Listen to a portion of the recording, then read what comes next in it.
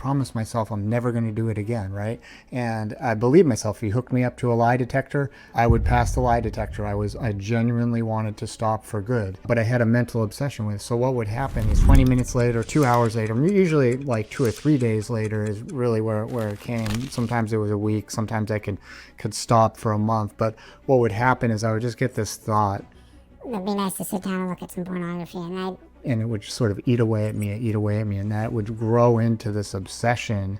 And eventually the mental obsession would win out, and I'd start acting out again. I'd start looking at the pornography, get sucked into that trance and that ritual of acting out. And the third part is something I call restless, irritable, and discontent, which is really to say the underlying issue. People look at pornography for relief. I did it for relief. I would sit down and start looking at pornography. I'd maybe feel stress or like some restless, irritable, or I was resentful, some anxiety, some depression, and I would sit down and I'd start looking at pornography, and it would kind of be like, and it was just really weird and really shameful to think, but I got relief from it because it's a very intense sexual experience that floods your brain with dopamine and pleasure chemicals.